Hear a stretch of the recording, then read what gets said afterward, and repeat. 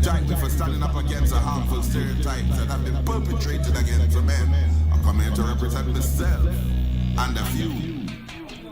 We living in a century where we living on lies. Society said the girls and we have to comply. We gonna pay with dues, we don't get reviews. Not for we get broken and we fall into the news. But if all the brothers say we gonna take a stand, representing home, rebuilding the brand. We gonna take a brother hand in hand, empower, elevate every boy, every man. Let me, I just want to reveal my life slowly. Look close, you're gonna see a better man. Let me, I just want to reveal my life slowly. Look close, my friend. I have a right, I have a right, I have a voice, I have a voice. Make it right, make it right. We don't have to fight this. I have a right, I have a right, I have a voice, I have a voice. Make it right, make it right. We don't have to fight this. My brother say we here for you. I understand the struggle cause I've been there too. No definition that could come by you. All the belly men of pain that they put me through. But look upon the horizon. See mankind winning and rising. Rejected, coming and fighting. Oh Lord, this is so exciting. Let me, I just want to reveal my life slowly. Look close, you're gonna see a better man. Let me, I just want to reveal my life slowly. Look close, my friend. I have a right, I have a right, I have a voice, I have a voice. Make it right, make it right. We don't have to fight this. I have a right, I have a right, I have a voice, I have a voice. Make it right, make it right. We don't have to fight this. We living in a century where we living on lies. Society said the girls and we have to comply. We gonna pay with dues, we don't get reviews. Not for we get broken and we fall into the news. But they say all the brothers say we gonna take a stand, representing home, rebuilding the brand. We gonna take a brother hand in hand, empower, elevate every boy, every man. Let me, I just want to reveal my life slowly. Look close, you wanna see a better man. Let me, I just want to reveal my life slowly. Look close, my friend. I have a right, I have a right, I have a voice, I have a voice. Make it right, make it right. We don't have to fight this. I have a right, I have a right, I have a voice, I have a voice. Make it right, make it right. We don't have to fight this.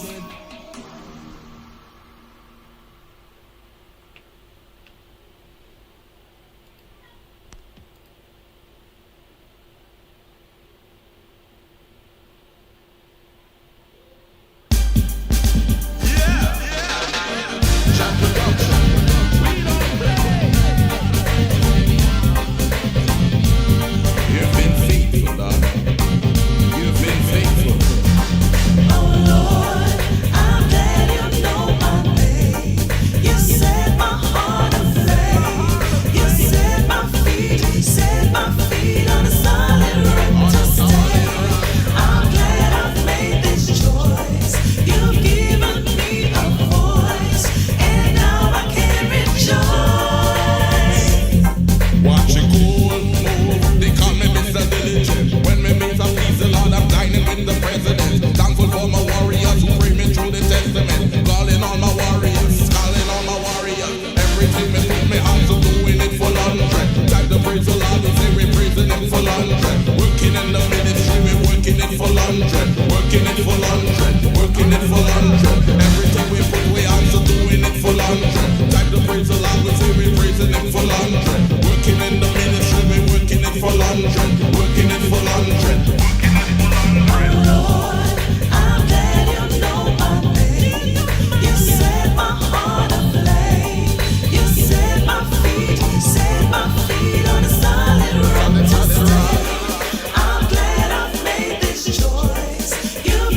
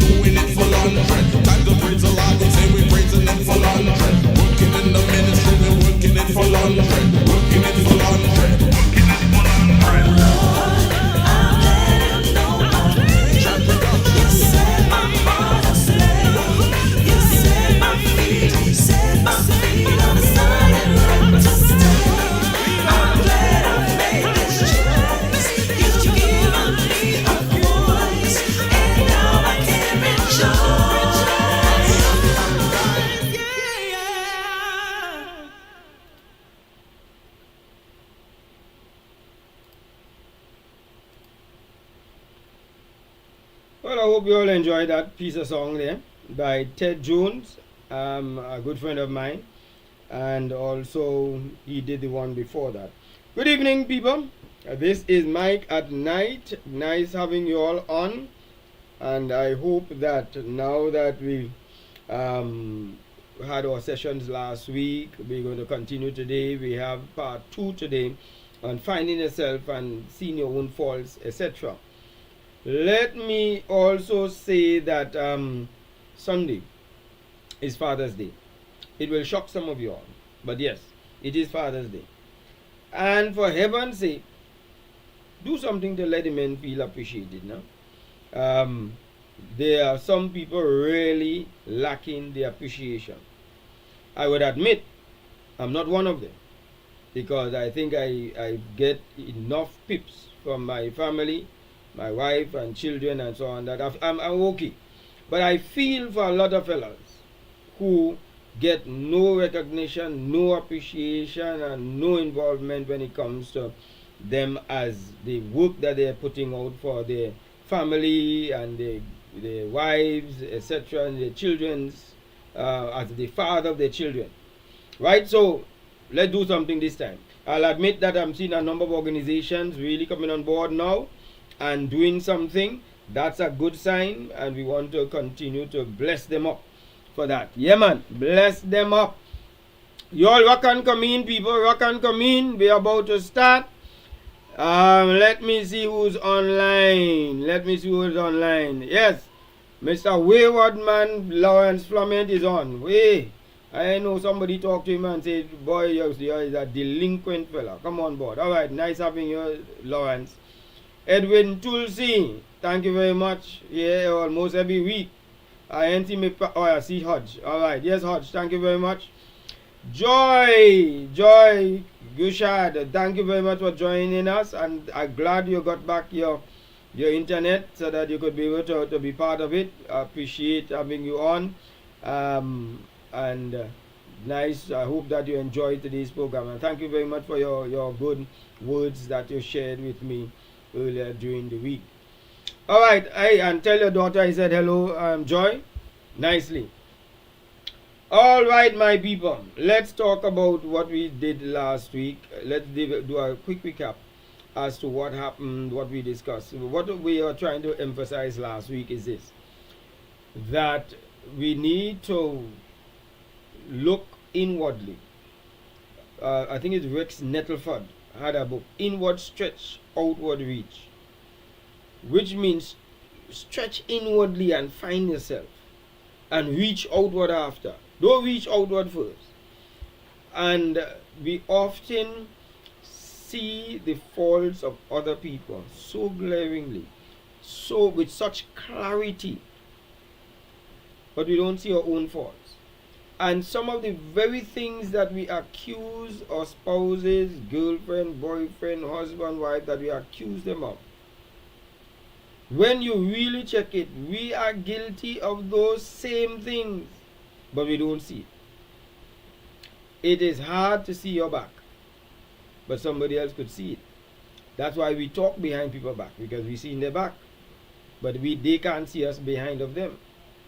So let's look at ourselves. Let's look at inwardly and see what we're doing. All right. If you are new on the program, press subscribe. If you are a usual visitor to the program and you have not subscribed to the YouTube and the Facebook, please press follow, press subscribe.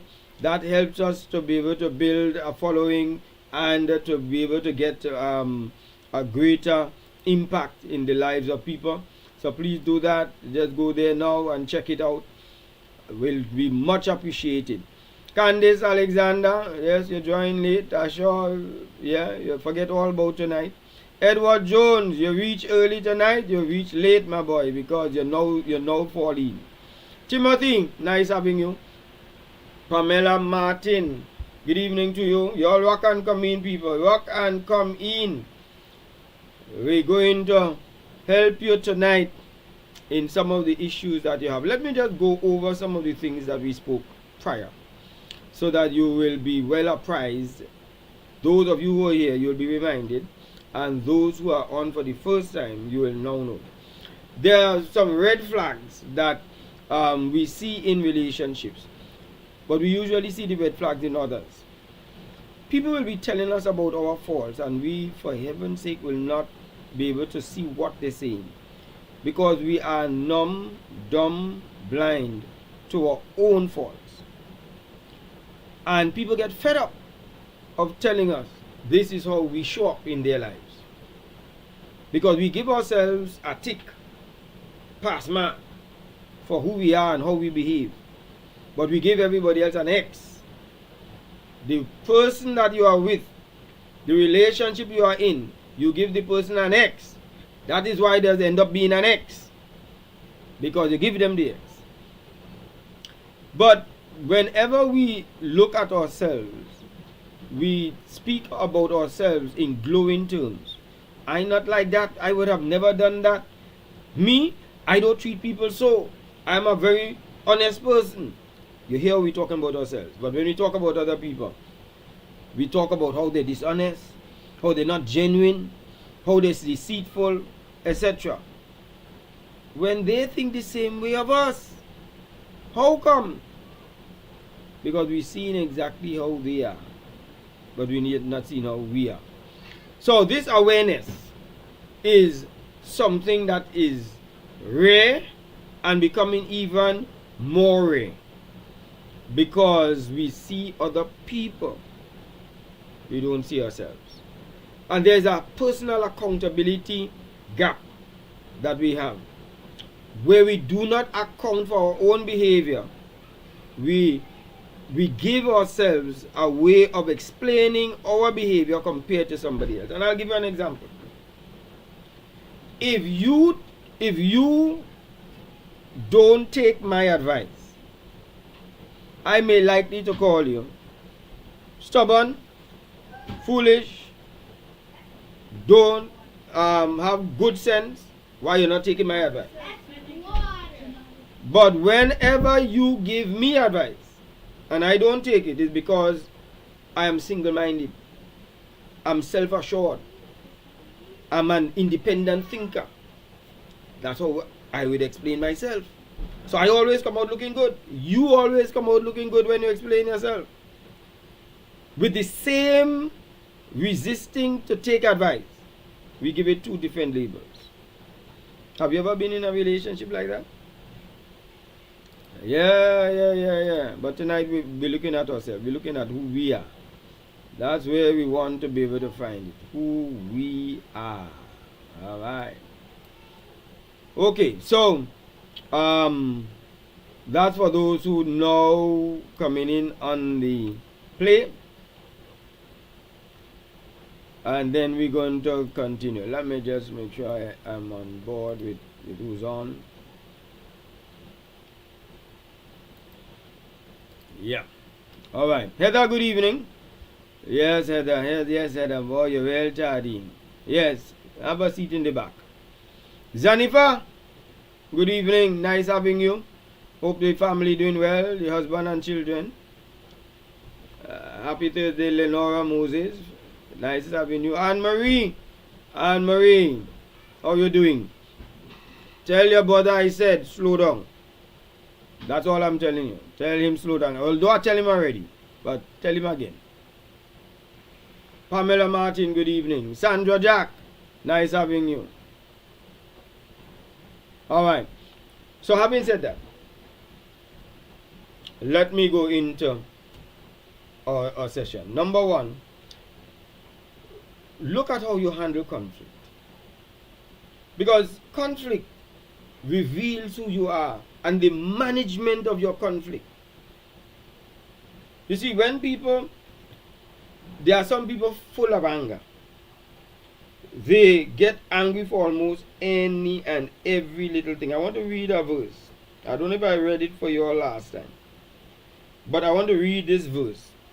For all you angry people who get angry at the drop of a hat, and when it rains you're angry, when it's too much sun you're angry, when somebody give you a bad drive you're angry, and you're doing the same nonsense also on the road. Alright? So here's this Bible verse. It is from Proverbs. Proverbs chapter 22 verse 24 and 25. I'm reading from the translation because I find that brings it out so clearly. Proverbs 22, 24 and 25. Don't be friends with people who become angry easily. Wow, is that you? Let me say that again. Proverbs 22, 24 and 25. Don't be friends with people who get angry easily. Don't stay around quick-tempered people.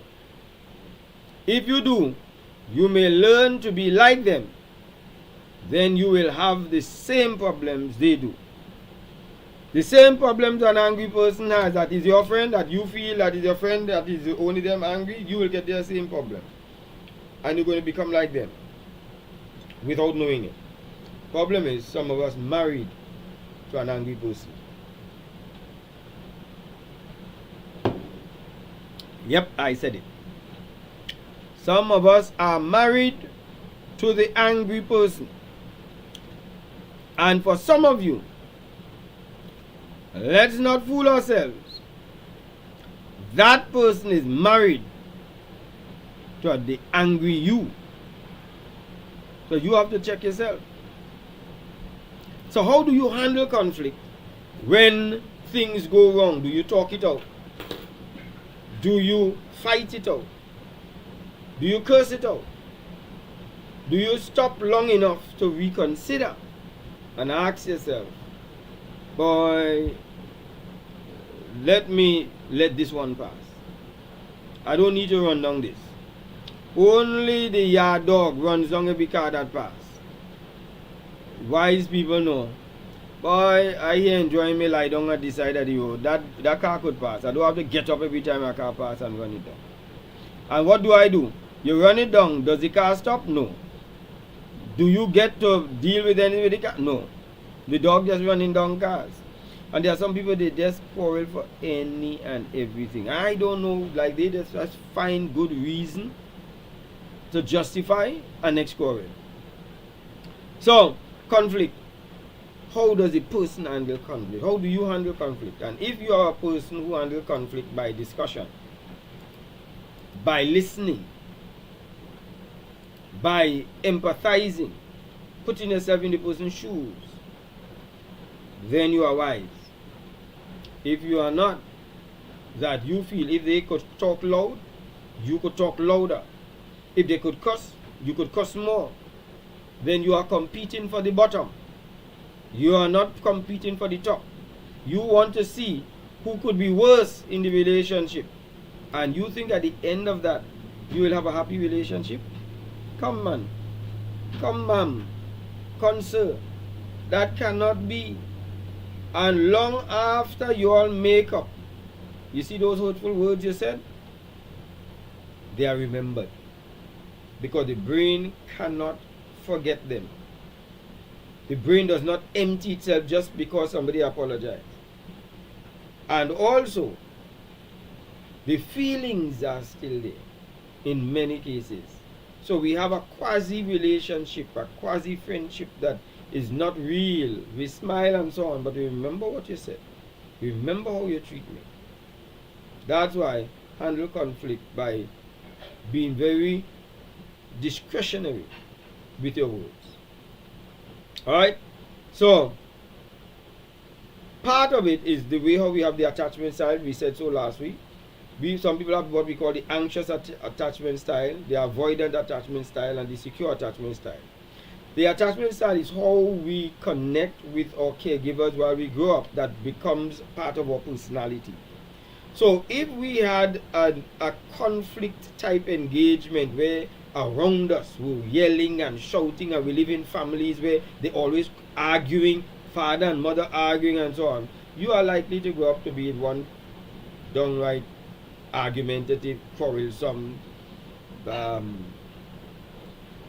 irritable person. Right? These usually lead to lower quality of relationships. There is nobody I know who says, I can't wait to go home for another quarrel with my partner. Oh gosh, I just enjoy them quarrel. Nobody says so. No, they stay down the road and line. They avoid you. They try to go to bed and play the sleeping before you come inside. Or they stay up and watch TV for you to fall asleep first. Because they don't want you to raise the next issue. They want to go out by themselves. The function, they could have invited you to go to the wedding with them, but they didn't tell you about it. They tell you it last. last minute, so that you'll say, well, I didn't have no clothes. That's why. That's the kind of quality of relationships that we ended up with. Right? So those are the anxious people. The avoidant people are the people who withdraw during conflicts. I have nothing to say. I good. Do what you want. Say whatever. They stonewall on you. They shut down. Emotionally, they are out of it. That doesn't work either. Because what that says to the person is that you just don't care. You think you're trying to avoid a quarrel, but you are sending signal of indifference. Yeah? Passive aggressive is what they call it in psychology. You're being aggressive by saying nothing, because they could tell you're angry. They watch you walk around in the kitchen. They hear the noise of the wares, and they know you're not happy. They hear how you close the door, but you have not said a word, and you think, I don't quarrel at all, but you're causing issues. Do you hear me? Yes. And then you have the secure attachment. These are the people who have positive problem solving ways. They prepare to sit down and talk. They might not agree with you, and they're okay with that. They're okay for you not to agree with them also. But they are not going to avoid the confrontation or confronting the issue, because they feel it is necessary. So these people usually have a greater relationship. You know how they stand. When they're angry, you know they're angry. When they're happy, you know they're happy. They don't pretend that they're happy when they're vexed, and so on. And they would say it, but they would have a way of being able to manifest that. All right? I hope you all got that. I hope I didn't give you too much of a mouthful. Yes, Lyndon, your cocktail well booked. Michelle, good evening. This is a mistake that many make quite often, that is confusing advice and dictation. Alright. Latoya, nicely, thank you very much for joining us. Josiane, you know, up by you the last time when I tell you I was coming up by you. May I see you in? You, Josiane. Yes, it's you are talking about. Right. But I come back again. So, and this time, if you ain't come see me, I am coming and see you. Tell your husband I say so. Hey Zico, look boy, I'm trying to get on to you. Why you like that? Eh? But nice having you. Alright. All can come in. I hope you all understanding what I'm saying. So we talk about the way you manage conflict. So we're going on today now to talk about how you apologize. There are some people, they are allergic to having apology come to their lips, like they get their mouth swell. They get that mouth itch to say sorry. And unfortunately, there are people, they would know they're wrong, but they haven't got what it takes, or they are not going to practice what it takes to own up and say sorry. It really takes a strong person to see themselves, see they're wrong, and own up to it and take the consequences. There's an Old Testament verse that says, blessed is the man that swears to his own hurt and would not repent. Alright, so that might be the King James Version that a bit difficult.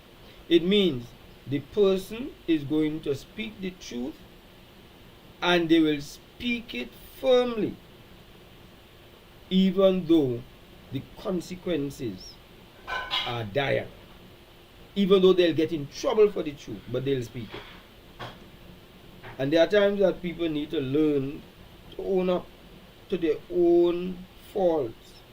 You are not perfect, other person is not perfect, but it takes a strong person to say apology on two times. One, when they have really done wrong, and two, when they have not done wrong, but they want the relationship to work, so they will say sorry still. But not every time you will take and say sorry when you didn't do it. You don't want to practice that. But there are times, because you want to be judicious, you want to be very discreet in how you operate with your apology. You will say it, another time you will just hold back if you know you want that for. So that the person doesn't get the expectation you will always be saying sorry. Alright? Okay. Let me see what else. So there it takes a humility. And this humility we're talking about. There's intellectual humility and general humility. Those two, intellectual humility and general humility. Which is which? Let me just help you with that there. I'm trying to send off this thing here. So, intellectual humility is when you're being open to the idea that you might be wrong or have more to learn. But it comes from a very intellectual standpoint. So, if we're discussing a matter of an intellectual discourse, politics, religion, and so on, the intellectual would say, oh, well, I now understand it differently. So, they'll have the intellectual humility. But you see the soft component of saying you're wrong to your spouse, to your children, to your wife, to your husband, your girlfriend, your parents. They don't have that because that doesn't take intellect. That takes humanity. That takes a spirit of care and concern. So you have the intellectual humility that somebody will be able to go up on a stage and say, we're sorry for a late start. Intellectual. It doesn't take much for you to do that. I'm sorry for some of the information that I got on the slide. It was wrong. I'm sorry for the misspelling. Intellectual. But for the soft component, where you hurt somebody, that same intellectual person can't talk. So the general humility is the one who is grounded in the modest view of themselves. They see themselves and they see, I was wrong. And because I was wrong, in this case, and this case, intellectually, as a personal responsibility to my family, as a person in work, I was wrong. And they can afford to say sorry across all those spectrums. So, they said when they did research, they found that people who are general humility, if they have general humility, they gave better quality apologies. And they did not avoid issues when it comes to conflict. They face the issue head on. And they recognize the hurt they caused somebody else, and they wanted that person to come out of the hurt. They are prepared to say sorry. You know that people will watch you. They have hurt you, and they watch you day in, day out. They know you're hurting. And them ain't saying sorry at all, because they're not humble enough to bring that one in. And sometimes that is all you're waiting on. But because we're looking at ourselves, what about us? Are we forthcoming with humility to say sorry and to apologize? Alright? So, people with empathy try to understand how people feel. And because they know how people feel and connect with feelings, they know that the way I spoke and the way I said this thing, it came across insultive and I had no right to do that. And they will say, girl, sorry, I did not plan to be able to let it sound like that, but it came out bad. I was wrong. You see? So, for in case you've never heard of the 5 love languages, the 5 love languages is by Gary Chapman, I think it is his name. And he wrote also the book, The 5 Apology Languages. And let me just tell you, if you want to be humble with these 5, because everybody speaks a different apology language. If you want to say sorry to somebody and you ask, you ever heard people say, I apologize for this, but like they're still carrying on. And the person say, when you apologize to me, you never apologize. And you said, yes, I apologize. You know why they never got the apology? Because it might not have been used in the apology language that the person understands. Just like love languages. You're not loving me the way I understand and I want to be loved. Right? So I'm going to give you the 5. So start to write. Pull your chalk and your blackboard. Right? So while you're pulling that, hey, Charmaine, nice. Tell Clancy I said hello to. Joanne Benjamin. Fools give full vent to their rage, but the wise bring calm in the end. Yep. Thank you, Psalm, for verse 29:11. And there's another verse that says, Heather, only a fool speaks his whole heart. Only a fool speaks his whole heart. You know how people say, I'm going to give them a piece of my mind. They want to be able to say everything that and they will actually say, what I didn't tell them is because I couldn't remember.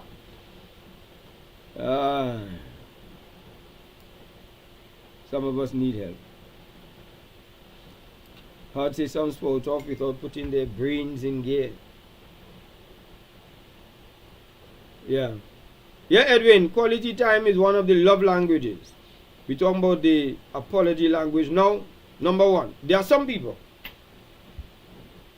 they just want you to say sorry. That's all. That's called expressing regret.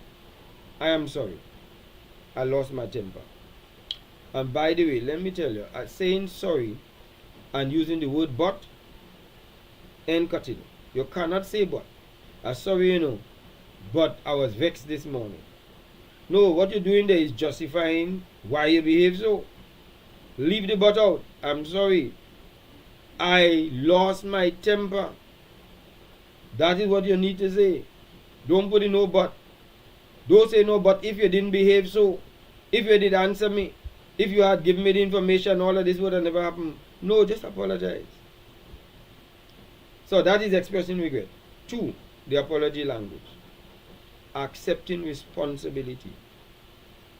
By accepting responsibility, it says, this person who you're apologizing, they don't want just this sorry thing. They want to know that you have taken full responsibility for your actions. I was wrong. I should never have said that. It was my fault. Those are the things that they like to hear. For them to say that you have apologized. Right? So, this one is me. This one is me. I lost it. I should not have. And I see where I went wrong. All of those words, taking responsibility. You could mend your relationship just by learning these 5 apology languages. So 1 is expressing regret, 2 is accepting responsibility, 3, making restitution. Making restitution is, I am going to make up for what I did. So you take a person's cell phone, you get vexed and you smash it against the wall. Restitution says, I know what I did was very stupid. I am going to buy back your cell phone. And I'll do better than that. I'll buy you back a higher grade, more modern cell phone for you. That is making restitution. Making restitution says, yes, I was unfaithful. I take responsibility for that. It had nothing to do with you. And I'm no longer going to have that person on my phone. No longer going to meet with the person. No longer going to carry on the relationship. I'm going to end the relationship. Something to show that I'm making restitution. And I'm now going to spend more time with you to build back this relationship. Making restitution. That's what it is. Are you all hearing me, people? Am I talking sense? Or am I talking otherwise? So expressing regret, accepting responsibility, making restitution, and number 4, genuinely repenting. By genuinely repenting means Repentance is a change of mind that is evidenced by a change of action. So genuine repentance means is that you hit the person, you curse the person, you insulted them, you divulge a secret that they gave to you, you bring back and throw in their face something that they told you that was hurtful to them in their life before, and you throw it back in their face.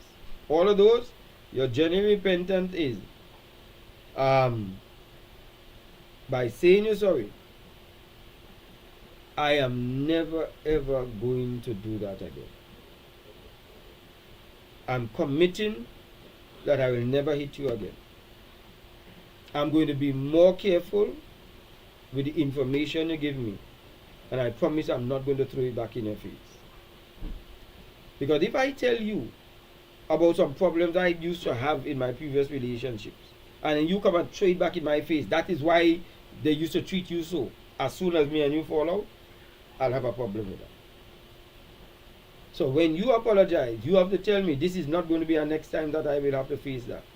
You have to stop that piece of nonsense. You all get me, people? And then you have requesting forgiveness. So it's expressing regret, accepting responsibility, making restitution, genuinely repenting, and now requesting forgiveness. That is, there are some people will not prepare to forgive until you ask them for your for the forgiveness. They don't want you to think that you could just come and flippantly say sorry and they just give you forgiveness and you walk off.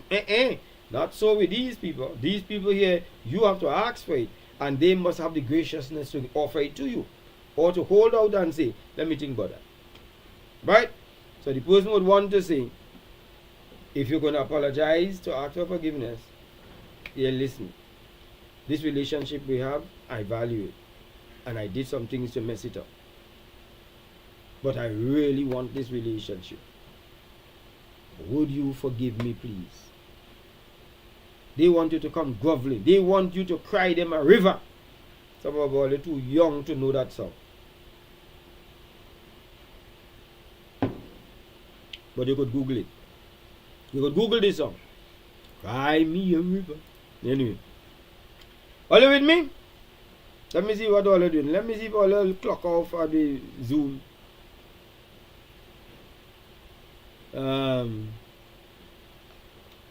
Who said that one there?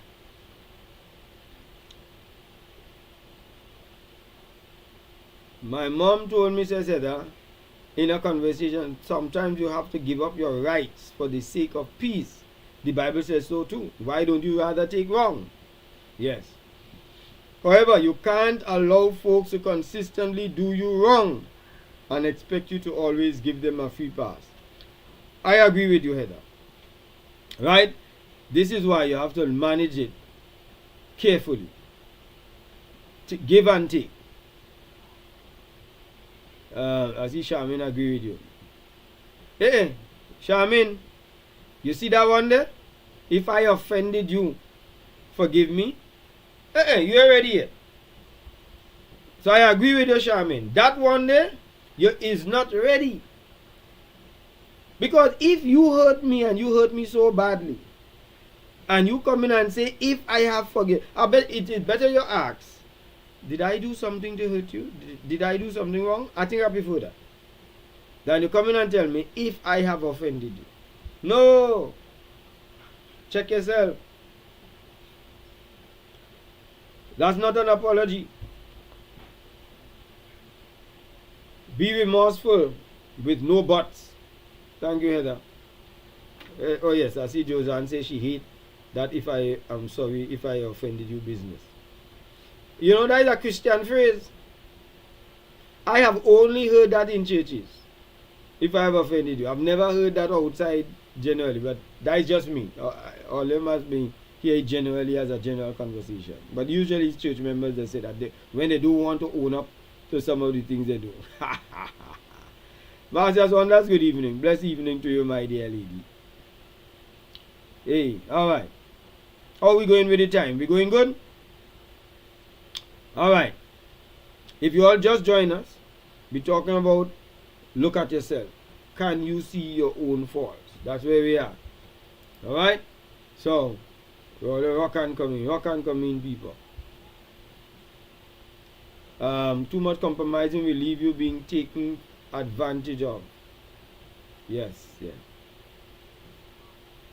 Alright, so now that they did the apology language, let's go down now to notice how you react when someone sets boundaries. I want you to look at yourself when somebody sets boundaries. Remember to like and subscribe on the Facebook page, people, and on YouTube. Let's carry the numbers up. I think we're up to 7,000 something people. Let me carry to 8,000 a month. Bring your friends. Go and just tell all the friends to come and like the page and follow the stuff that we do. We do great stuff here, you know, people. Great stuff. So let people find out what's going on. This is free counseling. All let's be getting here every week, you know. Alright. So let's talk about boundaries. Boundaries are necessary in a relationship, but you need to respect people's boundaries. And don't breach the boundaries and give yourself justification for it. Some people are just too hyper vigilant. Some people are just too suspicious why they cannot appreciate boundaries. If my wife's phone rings, I will pick up the phone, find my wife and hand her phone. And she will turn and say, so why you didn't answer it? I know that she has not put a boundary on it. And I guess it's because she has not put a boundary. I don't really need it. You understand? So, you allow a person their own space. You don't have to be looking over everything that a person does. There's no need to. And what you look for, you're going to see. Whatever it is you is searching for, you will see. And because text might give the wrong impression, you may interpret things bad. So this thing about you're going through people's things, their private things and so on, and because they say, I don't want you to go through it, that's their right. But it's my wife, it's my husband. But yes, they have their own space. Allow them their own space. What is that you're looking at? Who is that you're talking to? Where you're going? Just allow the people to have their own space. When people get the freedom of their own space, they tend to surrender the boundary. But the more you try to get in a person's boundaries, the more they insist on boundaries. All you get me? Let me see if all are agreeing with me here, if all are there telling me that are talking nonsense. They are fully aware of what they did you, but pride stepped in. Alright, I think Heather is still talking about the previous discussion. Alright, so when we're talking about boundaries, we have to recognize that in our relationship of marriages and so on, and probably I should talk to the men here. You are not married to a child. We are married to women. So we do some things that we don't think that we need to report. Don't we just take the keys for the car and just jump in the car and go down the road? And the wife think we in the house. And when the children ask, where daddy? He's somewhere outside there. No, the car not there. Hey, he gone out. But when the wife leaves home and then say where she going, we understand boundaries. Yes, sir? So that's something that we need to watch at. Because it has to go across the board. Saying where you're going is not reporting to. It's accountability. And both people must say where they're going so that if something happens, you know where each person is. Right? But you also need to recognize that if the person wants some privacy as to where they're going and so on, should we really hold them down to it? That they must tell me, you never told me you went down the road. Yeah? unless it becomes something that is habitual. But every so often, hey,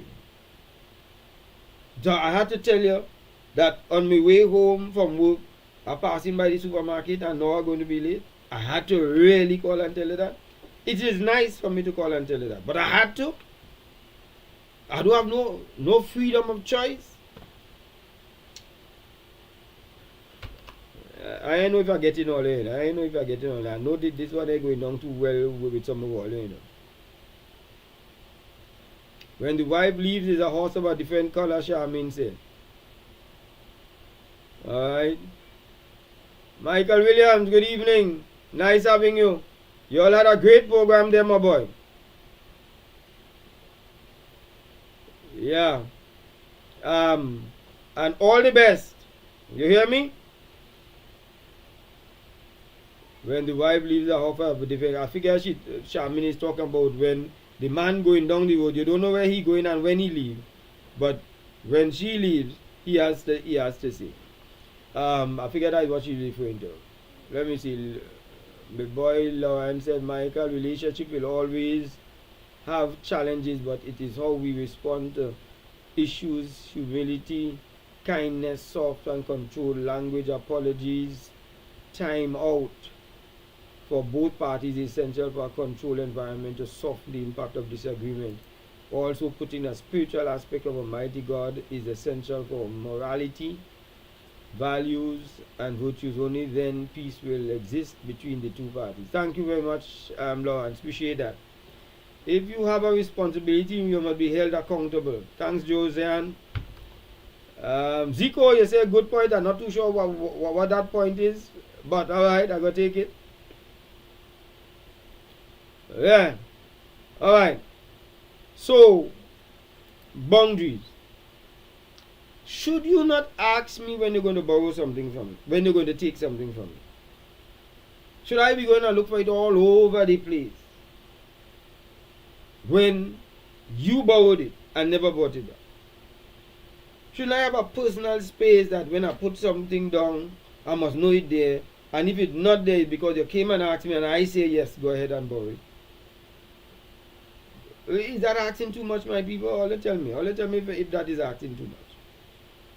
Or is that I should just allow free rein in anything I have? And when I can't find thing, what do? I don't know. Help me now, man. Help me. Let me talk about the boundaries and tell me some of the boundaries that we could deal with in relationships. How about boundaries with the opposite sex? Yeah?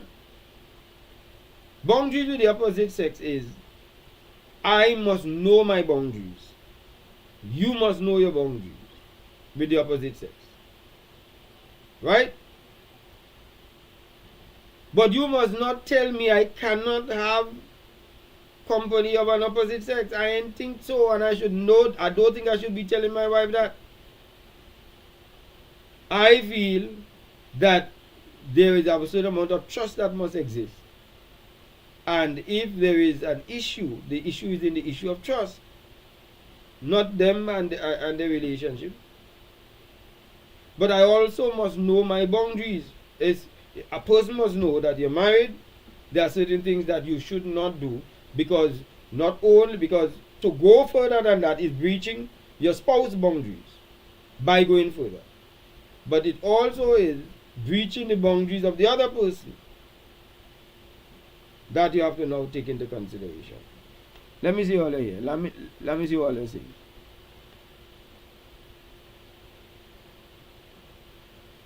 That's when you have understanding in your marriage. Okay. All right, dancing on that one there, like that one on boundaries. All right, agreeing with me. Anyway, so there are 4 boundaries I want to talk about. Physical boundaries, number 1. Physical boundaries is those spatial limits around the body. I think that there are boundaries that you'll allow your husband to come within your spatial, your personal space, your wife, your children. But you can't be in your workspace and people all up between your legs, in the way you're sitting down, and you're all very touchy, and so on. Where those boundaries seem to be breached, the physical boundaries around the body. That is what makes people feel, nah, man, that can't be right. So you must respect the boundaries and respect the boundaries of your partner's body. So if it is me, for a girl to sit on my lap, a woman to sit on my lap, whose boundary is she breaching? Right? The man is married and a woman sits on his lap. Whose boundary is she breaching? The man or the man's wife, or both of them? Will you answer me?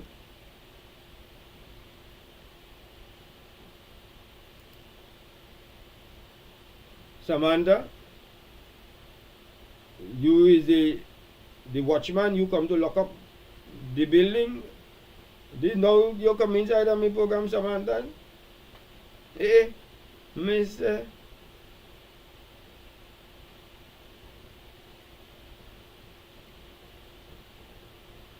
Michael Williams. Hey, boy, you come to cause quarrel on the Mike at Night show tonight, boy. Michael Williams want to ask me on air, is there any space for going on a date with another person after you are married? All you answer Michael there, please. Zico said both, and I think Zico is talking about the boundaries. And Zico, I agree with you. You're breaching my personal boundaries, but you're breaching my wife's personal boundaries. Because the Bible says your body is not yours. Your body belongs to your spouse. This is why we should not withhold ourselves from our spouse sexually. Because it's the spouse's own. So when she sits on my lap, she's breaching the boundaries of my wife.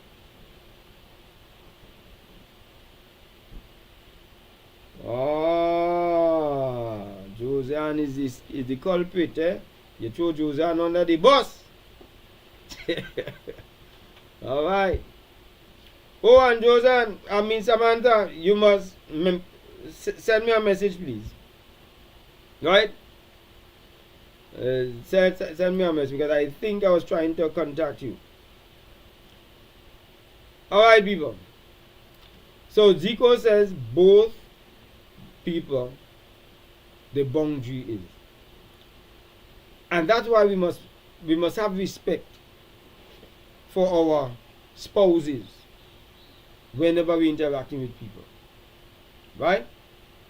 And recognize that we could embarrass them by being a bit too flirtatious and too open with other people. Samantha James. Samantha says, is it an open marriage? Samantha, what is an open marriage? One that has no lock on it? No padlock? What is an open marriage, Samantha? Could you advise me? So let me get back to this question that was asked. Is there any place for going on a date with another person after you're married? That is Michael's question. Let us not ignore his question, my people. Kenneth Hodge says, that's a recipe for chaos.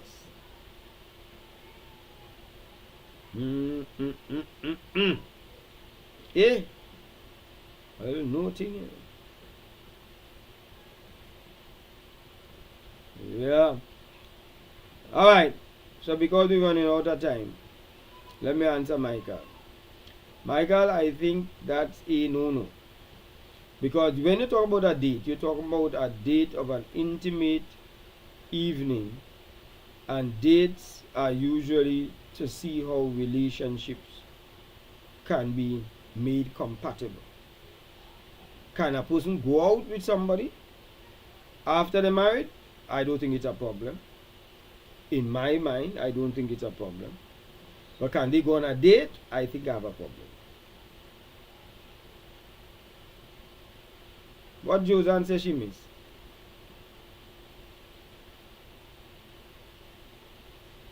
Edwin said, no, none of that. Lyndon said it becomes a gated community. It only belongs to the occupants. Just imagine a man's mother died, and on the night of the week, his friend stood behind him and crossed her hand over his chest and her chin on his head, and the wife in the gallery. No. Just imagine a man's mother died, and on the night of the week, his friend stood behind him. Well, I guess he's a woman friend, and crossed her hand over his chest with her chin on his head and the wife in the gallery. This is a must be his cousin, Charmaine. That a his cousin, me show. Some second cousin. That is a real thing, or you're just creating that as a scenario, Charmaine? Heather says it's a catch-22 if you have some trust issues because of past infidelity. I see you put past infertility, but that might be what you want to say too. Anyway, but I'm assuming it's infidelity. You can't just leave the home without informing your spouse on where you are going. That can trigger bad memories. It's unfortunate that he or she is being treated like a child, but they created that monster. Therefore, you now have to take some steps in whining back. Hey, Heather girl, Heather, all your words very suspect. Winning back the trust. All right, I see where you're going. I think what Heather is saying is that you must, if you're leaving home, you should inform your spouse, because it is going to trigger things. I think it's a decent thing for you to inform the spouse. I think it's a decent thing, especially if you have children in the house.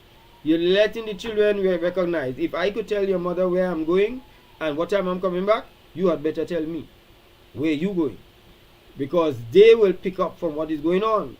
You're going to find that children will walking out the house and not telling mother or not telling father because they see what's going on. So for that, Charmaine say no, that is not. Charmaine, no man. And the person wasn't related to the man.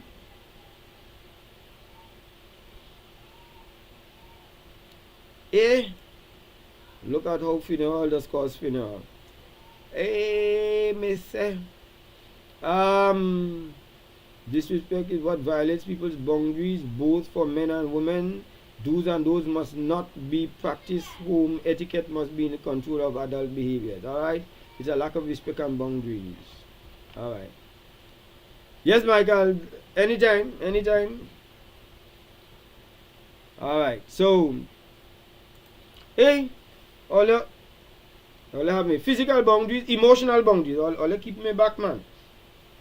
Emotional boundaries are involve managing and differentiating feelings and so on, both your own feelings and those of others, and help try and prevent what we call emotional enmeshment. Emotional enmeshment is where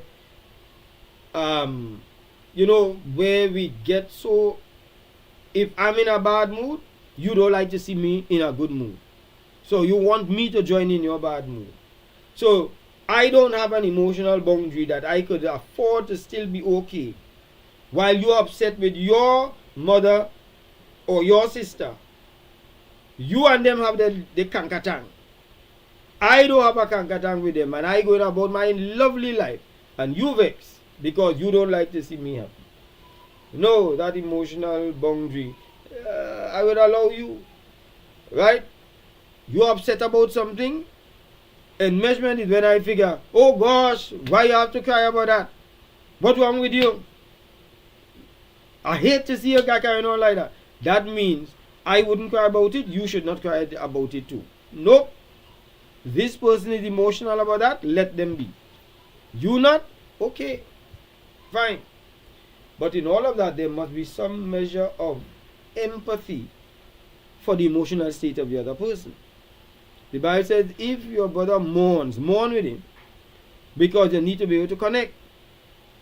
So sometimes we need to connect with people. Not all the time, but sometimes we need to connect with them. 3. Mental boundary. Mental boundary is where your thoughts, your beliefs, and your values, etc. You allow your thoughts to be distinguished from the other person. I don't have to think like you. I don't have to make decisions like you. I don't have to be able to come to a conclusion like how you come to a conclusion. I come to a different conclusion. Allow me. Some we must have mental boundaries. We stop talk to people who don't think like us. And people just get themselves mash up family because of politics. Because you support a party, I don't support the party, we married together, and you feel I must join and support your party, or you must join and support mine. No, let me think of my own. Let me come to my own conclusion and be okay with me. You understand? Spiritual boundaries. When it comes to spiritual boundaries, you can't force your spouse to join a church, nor to serve your God. You must allow them their rights, because the Bible says if a woman is married to a man and he's an unbeliever, he said, do not divorce that man. What the Bible is talking about there, give him his spiritual boundaries. But you, with your chaste, nice, kind, spiritual, Christian behavior, can convert your husband without saying a single word of teaching towards him, because he will be observing your own behavior. You allow the spiritual boundaries. We should not force our children to be baptized. We should not force people to think and behave in a certain way when it comes to spirituality. Just allow people. Yeah? Alright. My people, we're down to 9 o'clock. I hope you all enjoyed the time. I certainly did. I think we have a holiday next week. Let me remind you all, Father's Day is Sunday. Don't forget that. Do not forget. Anella Humphrey, good evening. Nice having you. Wonderful. Interesting topics. Thank you so much for the clarification of this topic. Amen. Thank you very much for your comments. Is there part 3? You want a part 3 again, Josiane? And by the way, you didn't tell me what it was that you was confused about earlier on. You know. Josiane said, I am me and you is you. Yeah. That's right. And let's do that. Let's try not put people into the boxes. Charmaine said the person not even related to the family. Some people brave, Charmaine. That's it is absolutely inappropriate and disrespectful. The only lap your spouse should sit on is yours. Alright, thank you. I hope my wife hear that. Heather. Thank you very much, Samantha. Samantha, tell me happy Father's Day. Thank you very much. You are the first one to give me. So, you're inside. Okay, my people. Appreciate it. And let's take it out now. You'll see Mike let me see if next week is a holiday, because I think next week is a holiday in this country. Let me just make sure. Yes, it is a public holiday. So there's no Mike at Night next week, because the church is having sports whole day. And when I done bat and win all them games and play football and win all day, I wouldn't have enough energy for the night. So you'll see me the following week, Thursday. May God bless you. Alright. I'm out.